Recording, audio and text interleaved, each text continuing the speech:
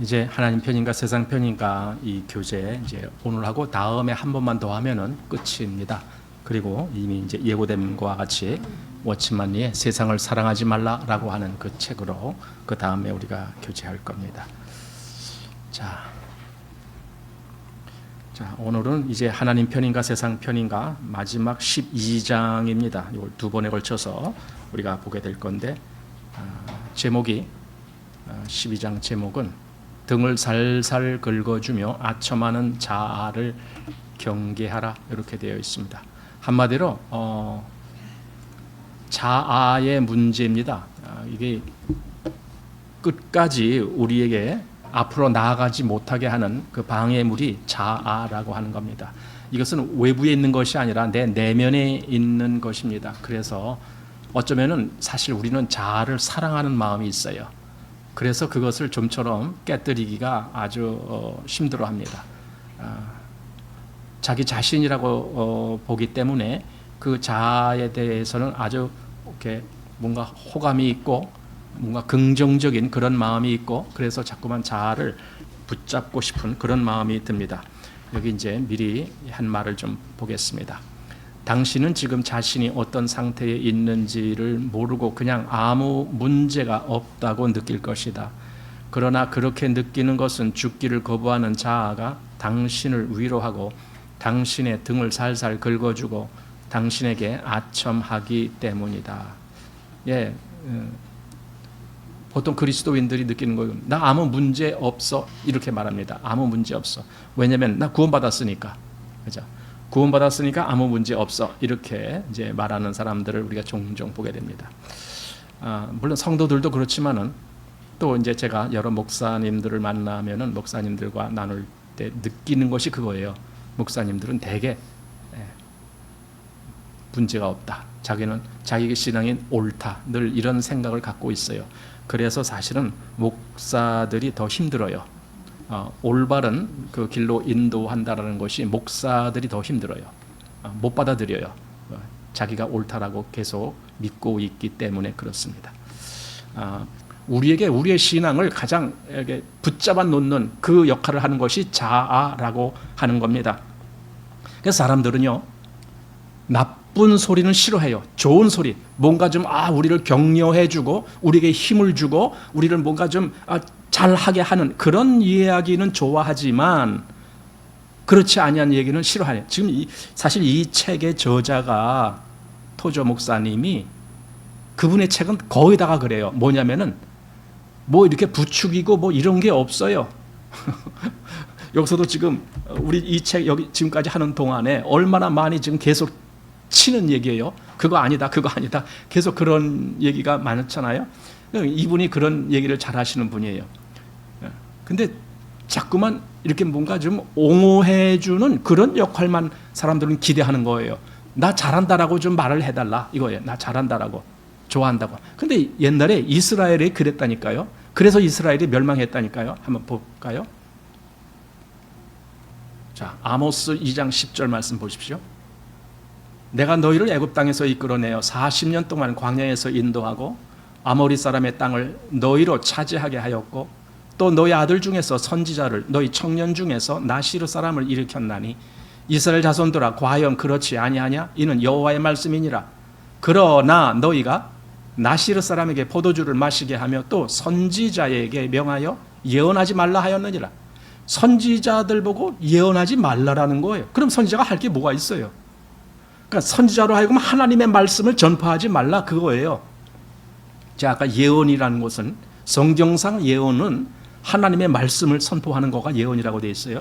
근데 선지자에게 그걸 하지 말라라고 하니 그러니까 왜 그걸 하지 말라라고 했어요? 좋은 소리를 안 해주니까. 우리를 보고 잘못됐다라는 책망이 많으니까. 그러니까 그 소리 듣기 싫다. 그 소리 하지 말아라 이겁니다. 여기 나시르 사람은요. 왜 구약성경에 보면은 모세오경에도 나실인이라는 말이 있잖아요. 나실인. 그 발음이 여기 나시르 사람입니다. 그는 포도주를 먹지 말아야 되고 머리도 깎지 말아야 되고 그런 거 있잖아요. 이 규례가 있는데 그 나실인 사람 보고 강제로 포도주를 마시게 하고 막 그랬던 거예요. 그러니까 그들이 자기 마음대로 한 거예요. 그래서 여기 역대하 18장 6절 보면은 여호사밧이 가로되 이 외에 우리가 물을 만한 여호와의 선지자가 여기 있지 아니하나이까. 이게 무슨 말이냐면요, 지금 북이스라엘에서 되어진 일입니다. 북이스라엘 왕이 유다 왕 여호사밧을 오라 그래 갖고 같이 우리가 저기 저 길르앗 라못 그 땅을 가서 차지합시다. 원래 그게 우리 땅이었는데 지금은 저 아람인들이 차지하고 있습니다. 저 가서 뺏어옵시다. 지금 그런 거거든요. 그러니까 보세요.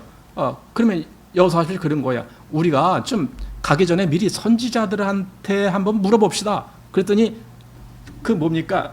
그 이스라엘 왕 주변에 있는 뭐 수백 명의 선지자들, 가짜 선지자들이죠. 그들은 거짓 선지자들. 근데 그들이 왕이여 어서 가서 차지하십시오. 그 땅 하나님께서 왕에게 주실 겁니다. 막 좋은 소리만 잔뜩 하는 거예요. 그러니까 여기 여호사밧이 그러는 거예요. 아니 이런 선지자 말고 진짜 하나님의 선지자한테 좀 가봅시다. 그래서 한 것이 여기 누구예요? 미가야죠. 어디 나와요?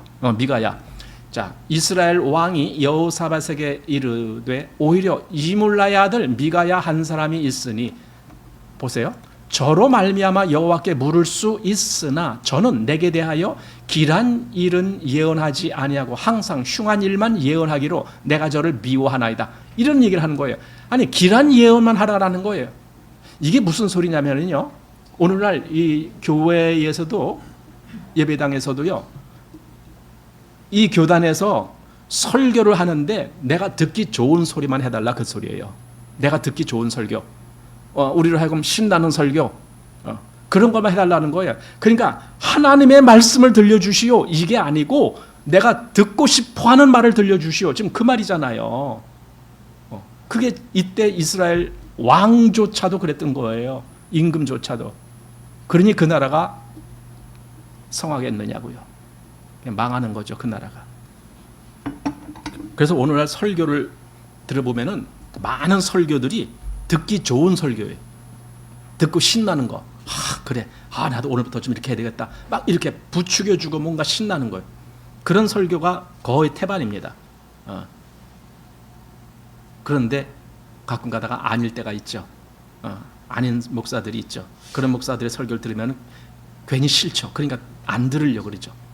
자, 그러니까 내 기분에 좋으냐 안 좋으냐 그 기준으로 듣질 말고 저 말씀이 진짜 성경에 기록된 하나님 말씀이냐 이 기준으로 들어야 되는 건데 그 기준이 그 들을 귀가 없으니까 그렇게 듣질 못하는 거죠. 자, 다시 이제 본문으로 오늘 가보겠습니다. 여기 이제 12장은 이렇게 4개의 작은 장으로 구성되어 있습니다. 첫째는 자신을 의지하면 반드시 패배한다. 둘째, 자기 신뢰의 속삭임을 경계하라. 셋째, 하나님의 사랑은 우리에게 엄청난 위로가 된다.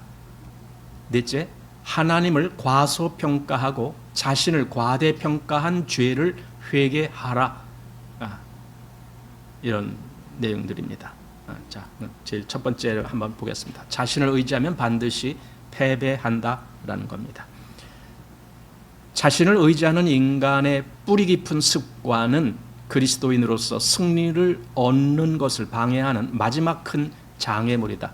그러니까 외적인 장애물이 그동안 많이 있었다는 걸 우리가 다 알아요. 그렇지만 이건 내적인 장애물이죠. 자기 스스로에게서 나오는 장애물이기 때문에 이게 마지막 장애물이라고. 사실 이게 뭐 마지막이라는 어떤 그 순서라기보다는 지금 이 책에서 다루는 마지막으로 다룰 이건 문제다. 이게 뭐가 마지막에 다룰 거냐? 여기 자신을 의지하는 것. 자신을 의지하는 것. 그러니까 자기 생각, 자기 마음 또는 자기 지식 또는 자기 능력, 자기 경력 이런 걸 의지하는 거예요. 그런 걸로 인해서 하나님의 일을 하려고 하고 그런 걸로 판단하려고 하고 이렇게 되는 거예요. 그게 결국은 자기를 방해하는 장애물이다. 자, 심지어 사도 바울도 그랬다. 신약의 서신들에 실린 그의 고백에 따르면 자신을 의지할수록 하나님을 덜 의지하게 된다는 것이다.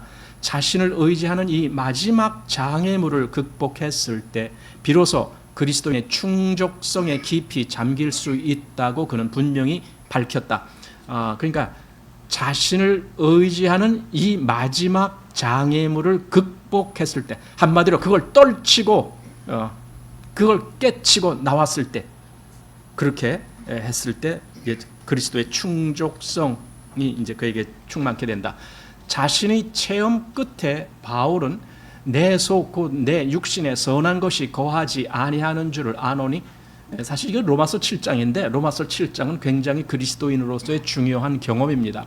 그러니까 자기를 의지할 것인가 아니면 그리스도를 의지할 것인가, 이 갈림길에서 사도 바울은 처음에 자기를 의지하는 그 일을 했었다라고 고백한 거죠. 그런데 자기를 의지하면 의지할수록 자기 속에 죄가 나온다라는 것을 깨닫게 되는 거죠. 그래서 여기 지금 내 속 곧 내 육신에 선한 것이 거하지 아니하는 줄을 아노니, 이걸 깨닫는 거예요. 자기 속에 선이 없다라는 걸 깨달은 거예요. 그러니 자기가 어떻게 선의 길을 갈 수 있느냐고요. 자기가 죽는 수밖에 없는 거죠. 오직 그리스도를 의지하는 길밖에 없는 거죠. 자, 여기서 우리는 많은 것을 배울 수 있다.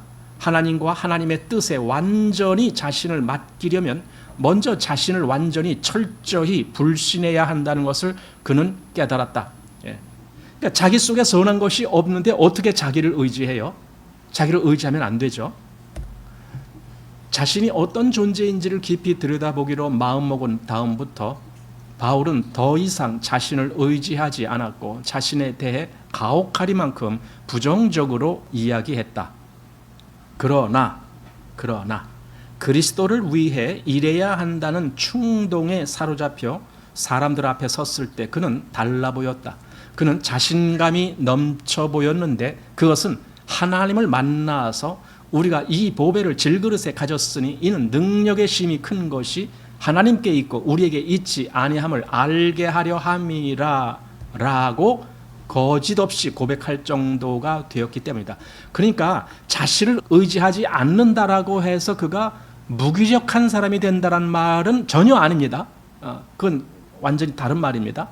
자신을 의지하지 않는다는 말 속에는 그 대신 하나님을 의지한다라는 말이 거기 있는 거고, 그랬을 때에 그는 얼마든지 내게 능력 주시는 자 안에서 내가 모든 것을 할 수 있느니라 이렇게 고백하는 거거든요. 그러니까 자기를 의지하지 아니한다고 그 사람이 그냥 힘없이 그냥 누워있는 그런 사람은 아니다라는 걸 우리가 이제 보게 됩니다. 자, 예수님을 그리스도와 주님이라고 선포하는 일을 계속해 나갈 때 바울은 끊임없는 영적 싸움에 휘말려들 수밖에 없었다. 그러나 그는 능력을 받을 수 있는 입장에서 일하는 것이 얼마나 복된 일인지를 잘 알았다. 왜냐하면 자신에 대해 환상을 갖지 않고 대신 온전히 하나님의 영을 의지했기 때문이다. 그의 고백을 들어보자. 이제 그러면서 그가 이제 고백한 내용을 이제 보게 되는데, 사도는요, 우리가 사도 바울에게서 배우는 일 중에 중요한 것이 바로 이 부분이라고 생각해요. 그가 어떻게 그 신앙의 길을 걸어갔는가, 그가 어떻게 자기를 의지하지 않을 수가 있었는가, 어떻게 그가 오직 그 안에 그리스도를 의지하는 그 역사가 있게 하셨는가, 바로 이 부분을 우리가 사도를 보면서 보게 되는 부분입니다. 자, 그가 어떻게 고백했는지 보는 겁니다.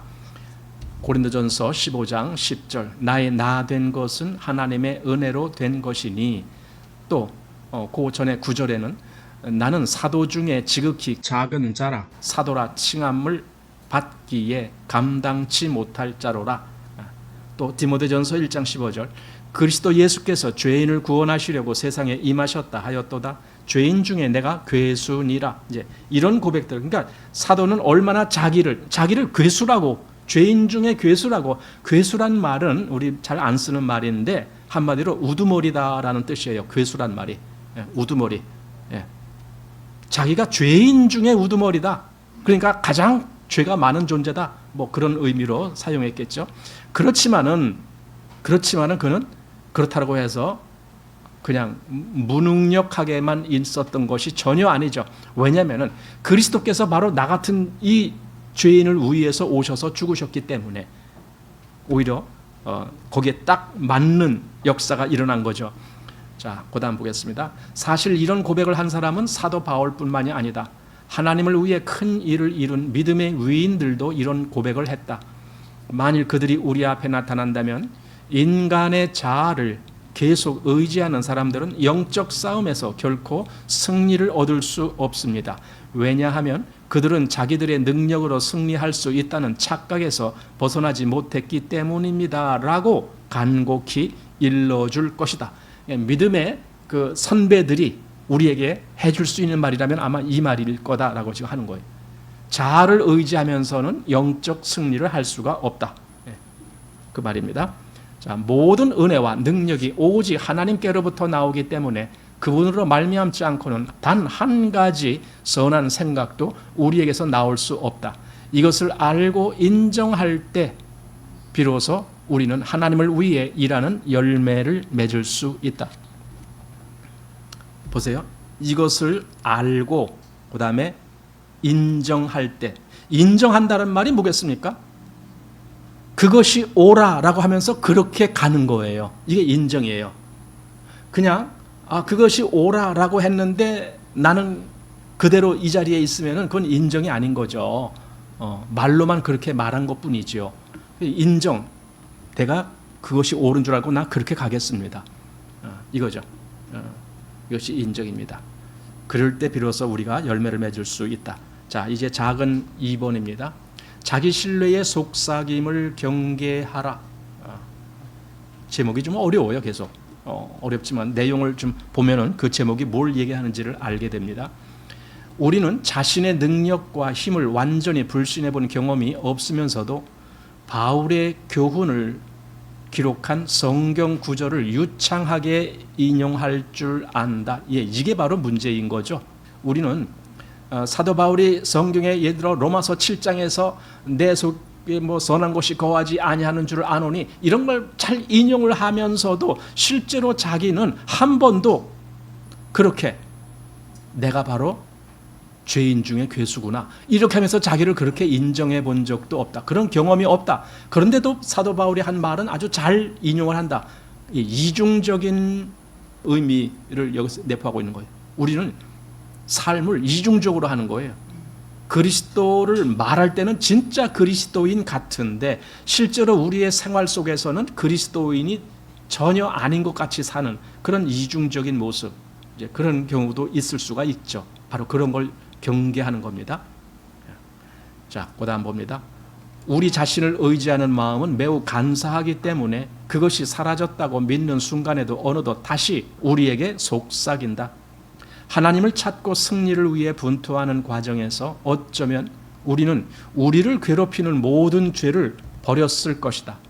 우리는 우리가 알고 있는 자아의 죄들을 십자가에 못 박음으로써 이것을 모두 처리하려고 애썼다. 그리하여 우리는 자랑하지 않게 되었고 우리 자신을 사랑하지 않게 되었다. 어쩌면 이런 과정에서 스스로 겸손하게 되었고 공개적으로 제단으로 나아가 우리의 부족함을 고백하고 기도했을 것이다. 네. 아마 이 정도는 했을 것이다. 지금 이분이 그렇게 얘기하는 거예요. 그러면서 고담 하는 걸 보십시오. 좋다. 좋다. 그런데 바로 이제부터 정말 조심해야 한다. 그러니까 뭔가 좀 어느 정도 긍정적인 차원에서의 어떤 역할도 있었다라는 거예요. 그런데 바로 그럴 때 더 조심해야 된다. 지금 이 말을 하는 겁니다. 우리 자신을 의지하는 마음이 우리가 겸손하게 된 이후에 오히려 더 강력하게 침투할 수 있다. 참 이게 놀라운 말이죠. 뭔가 좀 나 겸손하게 됐다. 우리 그렇게 여길 때가 있어요. 나는 그래도 다른 사람보다 내가 더 겸손해. 어떤 사람 아무개 형제 보니까 저 사람은 아직도 그냥 겸손하지 못하고 그냥 저렇게 막 자기를 주장하는데 저 사람에 비하면 나는 참 겸손해. 이렇게 자기를 평가할 수 있을지 몰라요. 근데 그게 더 그때가 위험한 때라는 거예요. 지금 이분이 말하는 것은. 왜냐하면 왜 그게 위험하냐? 전보다 더 좋은 토양이 조성되었기 때문이다. 왜 좋은 토양입니까? 그래도 겸손이 뭔지를 조금 맛보고 있으니까. 그죠? 겸손이 뭔지를 조금 맛봤으니까 더 뭔가 좋은 토양이 조성됐다. 이렇게 지금 말하는 거 아닙니까? 자, 우리의 죄들을 버리고 우리의 뜻을 포기하고 우리의 부족함을 고백하고 겸손해진 다음 오히려 우리 자기 신뢰는 재빨리 우리의 깊은 곳에서 아주 달콤한 위로의 말을 속삭인다. 이런 속삭임을 들을 때 그리스도인들은 종종 이 속삭임이 성령님으로부터 오는 것이라는 착각에 빠진다. 그러니까 뭘 속삭인다고요? 자기 신뢰. 이제 너는 괜찮은 사람이 되었어. 그러니까 이제 너 자신을 믿어도 돼. 이런 거예요, 이게. 그러니까 계속 자기를 부인하고가 아니라 어느 정도 됐으면 이제 너 자신을 신뢰해도 돼. 이렇게 하는 속삭임. 이런 속삭임을 들을 때 그리스도인들은 종종 이 속삭임이 성령님으로부터 오는 것이라는 착각에 빠진다. 그렇기 때문에 그들은 스스로 강하다고 생각할 때의 실상은 약하다. 강하다라고 자기들이 나 신앙 잘하고 있어. 나 그래도 꽤 겸손을 배웠어. 나 그래도 자기를 많이 부정하고 있어. 뭔가 이렇게 생각하는데 오히려 더 그때가 더 자기가 더 이렇게 치솟아 오고 있는 거예요. 그 라오디게아 교회에 보낸 서신에서 그들을 경계하는 말씀 속에 그런 거 있습니다. 그 라오디게아 교회가 어떤 말들을 했어요? 우리는 부자다. 부족한 것이 없다. 그랬지만은 주님은 그에게 뭐라고 합니까? 오히려 너는 벌거벗은 자야. 그 얘기를 하잖아요. 그러니까 본인들은 부자다. 그러니까 본인들은 뭔가 신앙생활 잘하고 있다. 이렇게 생각했는데 주님은 아니야. 너는 네가 하는 거 아무것도 없어. 벌거벗은 자가 됐어. 이렇게 말씀을 하잖아요. 자, 그렇다면 우리의 깊은 곳으로 파고드는 이런 속삭임은 우리에게 무엇이라고 말할까? 이렇게 속삭일 것이다. 너는 정말 먼 길을 달려왔다. 이제 너는 다른 사람들보다 많이 앞섰다. 너는 죄를 버렸고 스스로 겸손하게 되었다. 너는 저 무기력한 사람들과 다르기 때문에 이제는 강한 자이다. 많은 것을 극복했고 나쁜 친구들을 끊었고 대가를 지불했으므로 이제 너는 자신을 믿어도 된다. 너는 지금 잘 나가고 있다. 이제는 승리를 얻을 것이다. 물론 하나님의 도움으로 말이다. 이게 다 뭐예요? 이게 살살 등을 긁어주는 이런 착각. 자기가 꽤 괜찮다라고 하는 그런 착각. 한마디로 자기를 믿는 거예요. 그게 아주 위험한 거예요. 자, 그다음 보겠습니다. 나는 이런 것을 가리켜 등을 살살 긁어주며 아첨하는 것이라고 부르고 싶다. 이런 것은 부드럽게 위로하고 감싸주기 때문에 우리를 아주 기분 좋게 만들어주는데 우리의 자아는 언제 이 방법을 써야 할지를 정확히 알고 있다. 그러나 경계하라. 이것은 자기 신뢰로 돌아가는 것이다. 사실 평균적 그리스도인들이 느끼는 거의 모든 기쁨은 자아가 아첨하면서 등을 살살 긁어주는 데서 오는 기쁨이다. 예, 여기 평균적 그리스도인이라고 했습니다. 그냥 보통 그리스도인. 근데 사실 이게 보통 그리스도인이라기보다는 뭔가 잘못된 기준에서의 보통 그리스도인. 그렇게 생각할 수밖에 없어요. 왜냐하면은 워치만이는 정상적인 그리스도인의 생활할 때 그 정상적인 그리스도인이라는 말 자체가 보통 그리스도인이거든. 그게 natural Christian 이렇게 되거든요. natural. 그러니까 정상적인 그리스도인이다. 그게 그냥 자연적인 그리스도인이다. 근데 여기는 평균적인 그리스도인인데 이들은 잘못된 그리스도인이에요. 근데 워치만이는 그 자연적인 그리스도인이 그게 정상이다. 지금 그렇게 말한 거고. 그런 기쁨에 빠져들어가면 큰일 나는 거죠. 자, 자아가 당신에게 너는 상당히 괜찮은 존재야 라고 말하며 등을 살살 긁어줄 때에 조심하라. 자아는 너는 다른 사람과 달라 라고 말하면서 그 증거를 잃게 된다. 그러니까 증거가 뭘까요?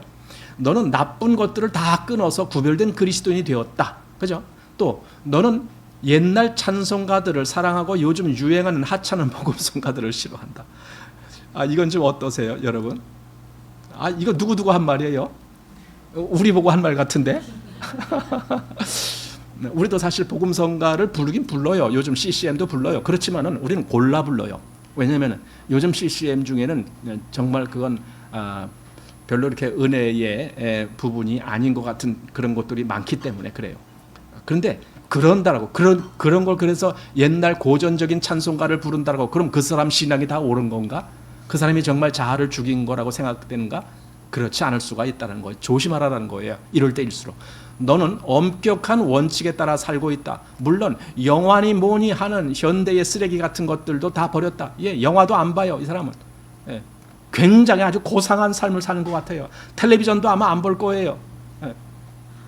그러니까 그래 그 사람 참 훌륭한 그리스도인이야. 예, 그 착각에 빠지지 말라는 거예요. 그런 거 했다라고 해서 그가 정말 다 자아를 정말 다 극복한 사람이라고 천만에일 수가 있다. 전혀 아닐 수가 있다. 오히려 더 그 기회를 타서 교만이 오히려 자기 마음을 사로잡을 수도 있다. 그런 겁니다. 요즘은 그런 거 많이 하잖아요. 여기 영화니 뭐니 뭐. 요즘 보는 건 뭐, 요즘 영화 보는 사람은 거의 없죠. 그럼 요즘은 뭐예요? 전부 그 유튜브 영상 보잖아요. 유튜브 영상. 자, 당신은 지금 자신이 어떤 상태에 있는지를 모르고 그냥 아무 문제가 없다고 느낄 뿐이다. 결론은요, 그게 자기가 지금 자신을 모른다는 거예요. 내가 지금 어느 상태, 어느 정도에 있지, 그걸 모르다는 거예요. 그러니까 그냥 아무 문제 없다고, 나 괜찮아, 나 신앙생활 잘하고 있어, 이런 생각만 하고 있는 거예요. 자신을 정말 저울 때에다 올려놔 본 적이 없는 사람이에요. 하나님의 저울 때. 그냥 괜찮다라고만 여기 있는 사람. 그러나 그렇게 느끼는 것은 죽기를 거부하는 자아가 당신을 위로하고 당신의 등을 살살 긁어주고 당신에게 아첨하기 때문이다. 당신은 자기 신뢰가 사라졌다고 믿지만 그것은 아직 버티고 있다. 요 착각에 빠져 있다. 자기 신뢰, 그것이 없어진 줄 알아요. 그러나 실상은 그 자기 신뢰가 계속 나를 붙잡고 있는 거죠. 자, 이제 작은 3번. 하나님의 사랑은 우리에게 엄청난 위로가 된다. 자, 보겠습니다. 우리의 이런 모습을 볼 때 낙심할 수밖에 없지만, 그러니까 앞에서 그렇게 자기 신뢰를 극복한 줄 알았는데 결국은 보니까 계속 나는 자기 신뢰를 하고 있었구나. 이제 그런 모습을 보면은 얼마나 낙심할 거예요, 그죠? 자, 그럴 때 낙심할 수밖에 없지만 감사하게도 우리는 큰 위로를 얻을 수 있다. 그것은 하나님께서 우리를 무한히 사랑하시기 때문이다. 이것 때문에 우리가 조금이라도 요만큼이라도 잘난 것이 있어서가 아니라 하나님은 무한한 사랑을 갖고 계신 분이시기 때문에 그렇다는 거예요. 그분은 우리의 영적 성장과 진보에 지극히 관심이 많으시기 때문에 우리 곁에 서서 성실함으로 우리를 가르치고 훈련하고 징계하신다. 그래서 우리가 보혜사라는 말을 하는 이유가 그거예요. 성령님을 보혜사가 뭐냐면은 헬라는 파라클레이토스라고 하는 건데 내 옆에서 나를 도와주는 분, 그런 뜻이에요. 나를 변호하고 나를 도와주고 뭐 이렇게 하는, 그게 성령님이 하시는 일이에요. 우리 로마서에서 그런 말씀 있잖아요. 우리가 마땅히 빌 바를 알지 못하나 성령이 말할 수 없는 탄식으로 우리를 위하여 간구하시느니라, 이런 말씀이 있잖아요. 그러니까 성령께서 하시는 일이에요. 그거 지금 여기 하나님이 바로 그 일을 하신다, 지금 그 말씀입니다. 예수님이 요한복음 17장에서 기도하실 때 이런 기도를 하셨어요. 한번 보시겠습니다. 자, 17장 11절. 나는 세상에 더 있지 아니하오나 저희는 세상에 있사옵고 나는 아버지께로 가옵나니 거룩하신 아버지여 내게 주신 아버지의 이름으로 저희를 보존하사 우리와 같이 저희도 하나가 되게 하옵소서. 저희를 보존해 달라는, 그걸 예수님이 기도했어요. 그러니 예수님 마음에는 저희를 얼마나 지금 아끼고 있느냐고요. 얼마나 사랑하고 있느냐고요. 그 마음이에요. 예수님의 마음이 엿보이는 대목입니다. 이게 저희를 보존하사 우리와 같이 저희도 하나가 되게 하옵소서. 이 기도를 하시는 거예요. 또 여기도 이런 것입니다. 17절에 보면은 저희를 진리로 거룩하게 하옵소서. 아버지의 말씀은 진리니다. 이렇게, 그러니까 저희를 위한 기도를 예수님이 그 마지막 17장 기도에서 하신 거예요. 제자들을 위한 기도를. 바로 이게 하나님의 마음이다라는 거죠. 자, 그래서 우리에게 하나님의 이 큰 무한한 사랑이 우리에게 큰 위로가 된다라는 겁니다. 그리고 그분은 우리의 영적 성장에 큰 관심을 갖고 계신다라는 겁니다. 자, 보겠습니다. 언젠가 나는 하나님이 얼마나 우리를 사랑하시고 우리가 그분께 얼마나 소중한 존재인지에 대해 글을 쓴 적이 있다. 그때 나는 하나님의 마음에서 특이한 점이 하나 있는데 그것은 하나님께서 우리와 같은 죄인들을 사랑하신다는 점이다 라고 썼다. 이거 잘 보세요. 하나님이 누구를? 우리와 같은 죄인들을 사랑하신다 라는 말입니다. 예, 우리가 죄인인 건 확실해요. 그리고 우리가 구원을 받았어도요, 우리는 계속 죄 가운데 있을 수가 있어요. 그렇지만 하나님은 우리를 향한 사랑을 멈추지 아니하신다라는 겁니다. 우리 같은 죄인을 사랑하신다. 사실 나는 내가 이렇게 써도 좋은지 어떤지 확신이 서지 않는다. 아무튼 그분은 내가 말하려고 하는 것을 다 알고 계신다. 그런데 이런 설명도 왜 하나님이 우리를 사랑하셨는가라는 질문에 충분한 대답은 되지 못한다. 그냥 내 마음에 그렇게 생각하기 때문에 이렇게 말을 한 거지만은 그렇다고 해서 이것이 꼭 무슨 왜 사랑하시는지에 대한 대답을 알려주려고 그런 것은 아니다. 하지만 분명한 것은 하나님이 우리를 사랑하신다라는 걸, 그걸 알라라는 말이죠. 자, 부모의 말을 거역하고 죄를 저질러 종신형을 살게 된 아들이 있다 할지라도 그의 어머니는 그를 사랑하는 법이다. 이런 어머니의 사랑은 자연스러운 것이다. 하지만 우리를 향한 하나님의 사랑은 자연스럽다는 것으로 설명되지 않는다. 그것은 자연스러운 것이 아니라 신적인 것이다. 그것은 그분의 마음 안에 있는 내적 압력에 밀려 밖으로 나오는 것이다. 그렇기 때문에 그분은 우리를 기다리고 우리를 오래 참으시는 것이고 또한 우리를 이끌기를 원하시는 것이다. 그렇다. 하나님은 우리를 사랑하신다. 이건 자연적인 사랑의 한계에 있다는 것이 아니라 이건 신적인 영역에서의 사랑이다. 그러니 우리가 때때로는 이 정도가 됐으면은 하나님이 나를 사랑하지 아니하실 거야 라고 하는 상황에 갔을 때라도 하나님은 그때도 사랑하고 계시는 거예요. 그걸 알라라는 거죠. 당신은 하나님을 온전히 신뢰해도 좋다. 그분은 자신의 사랑스러운 자녀인 당신에게 분노하지 않으신다. 그분은 당신에게 심판의 불을 내리기 위해 기다리시지 않는다. 그분은 우리가 흙이라는 것을 아신다. 하나님이 우리가 흙이라는 걸 아셔요. 성경에는 우리가 흙이라는 걸 어떻게 표현했죠? 시편에? 진토라고 그랬죠? 여기 한번 보십시다. 시편 103편 13절에 아비가 자식을 불쌍히 여김같이 여호와께서 자기를 경외하는 자를 불쌍히 여기시나니 하면서 이는 저가 우리 체질을 아시며 우리가 진토임을 기억하심이로다. 이게 무슨 말입니까? 우리가 진토임을 기억하신다라는 것은요, 실제로 우리에게 진토와 같은, 그러니까 흙이잖아요. 진토, 먼지와 흙이라는 말인데 그 정도로 우리가 쓸모없는 그런 무엇을 한다 할지라도 하나님은 이미 알고 계셔. 그 정도를. 그렇기 때문에 그런다고 해서 하나님은 실망하지 않으셔요.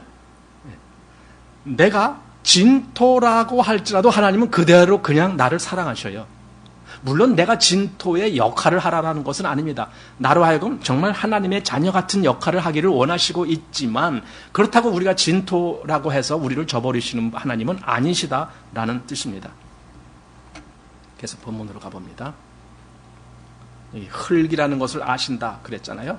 자, 그분은 우리를 사랑하시고 우리에게 오래 참으신다.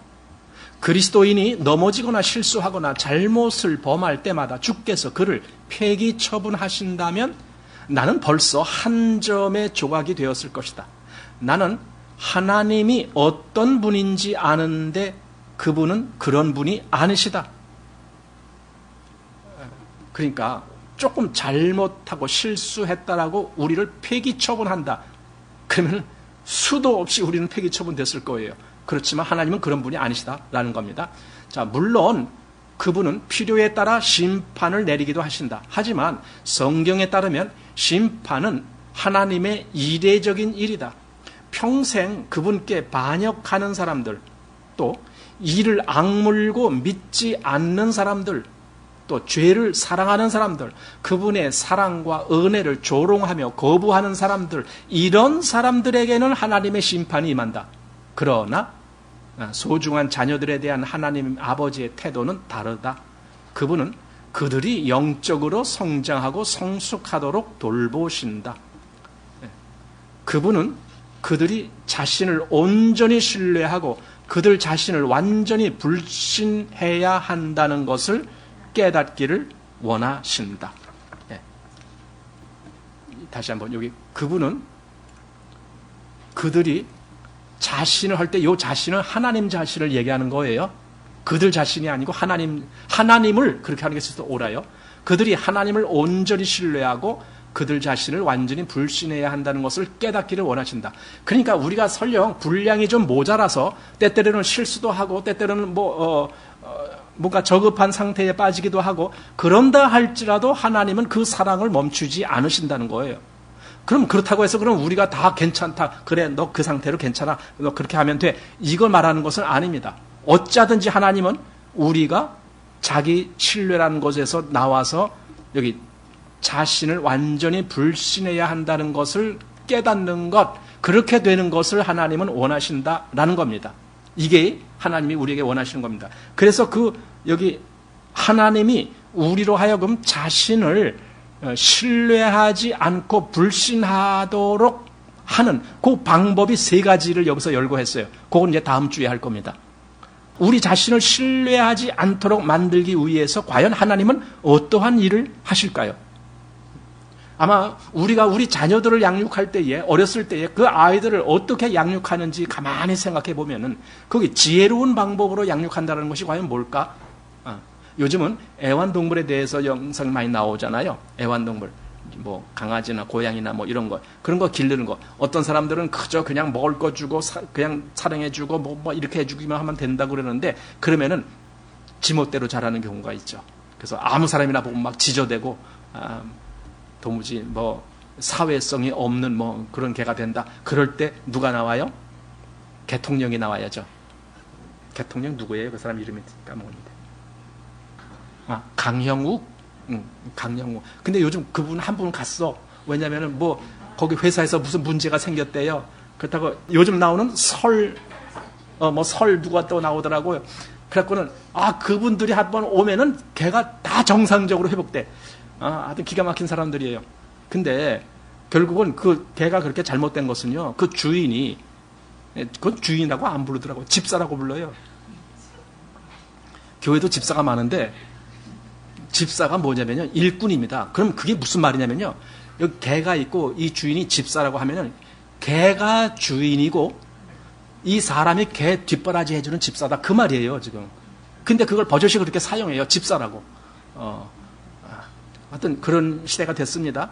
그런데 어쨌든 기르기를 그렇게 잘못 길렀을 때는 개도 버릇이 나빠지게 돼 있어요.